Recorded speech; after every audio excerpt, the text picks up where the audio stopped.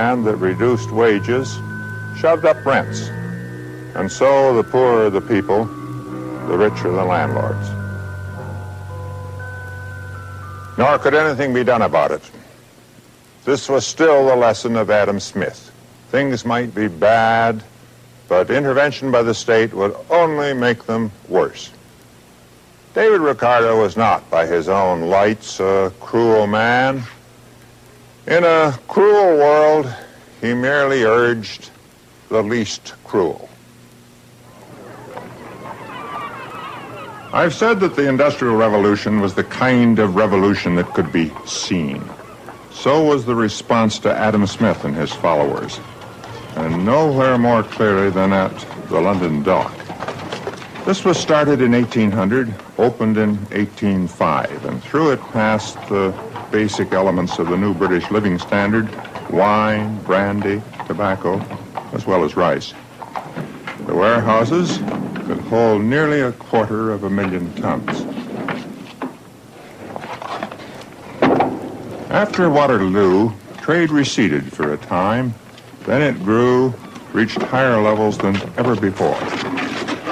But while trade grew and business expanded after the Napoleonic War, wages fell. The iron law, wages always tending to subsistence levels. Ricardo seemed to be affirmed. Once 212 ships were in London dock at one time, and 1,000 men employed. The London dock, like New Lanark, is now deserted. Tankers, container ships do it better somewhere else. Joseph Schumpeter called it creative destruction.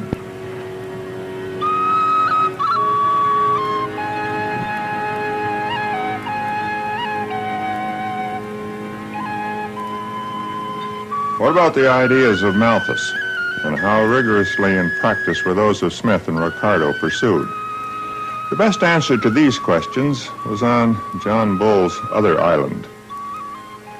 Irish population was increasing geometrically, just as Malthus held. In the 60 years from 1780 to 1840, it doubled, and it very nearly doubled again. In 1840, there were 8 million Irishmen. As earlier in the Highlands, land and people were in an equilibrium of poverty.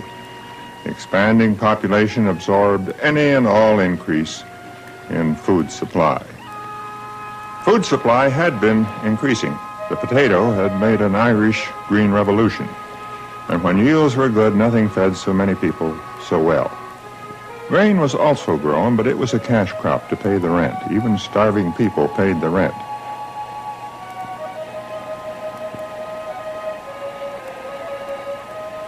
As the population increased, so did the competition for land, and so did the rents. As Ricardo foretold, the landlords prospered, the tenants became ever more numerous, ever more poor.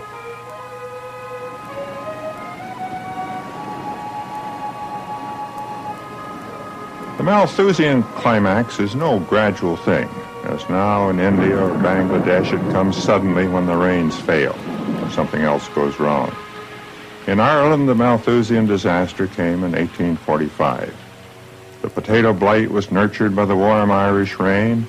It damaged the crop that year, and the next year it destroyed it. The blame has always gone to the blight.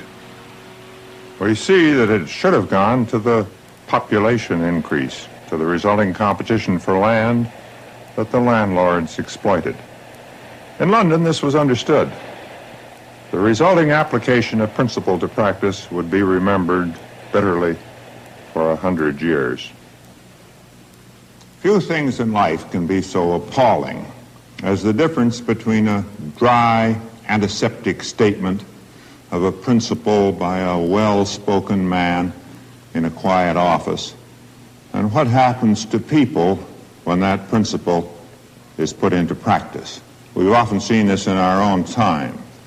In the Pentagon, it was a protective reaction. And in Asia, it was a screaming, thunderous death from planes that could not even be seen. This difference exists also in economics.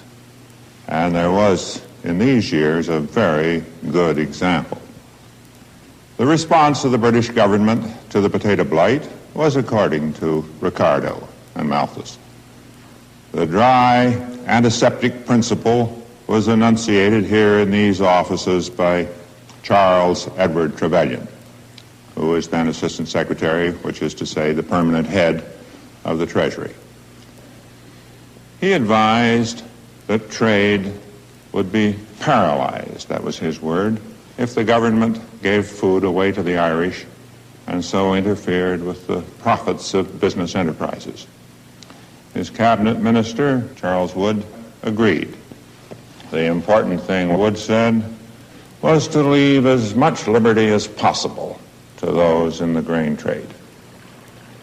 It was in accordance with principle to try to reduce prices, so Indian corn, corn to Americans, was imported, and the corn laws were repealed. Though good in principle, these actions did nothing whatever for people who had no money at all. And this was a category, unfortunately, that included all who were starving in Ireland.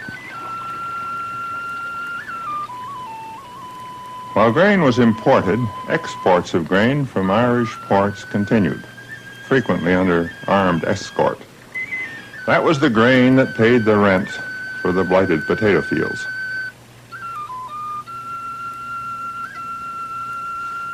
The death toll from the Great Hunger has never been exactly established. By 1851, the Irish population should have been around 9 million. It numbered 6.5. 1 million emigrated, perhaps 1.5 million died of hunger and resulting disease. On the whole, Ricardo's ideas had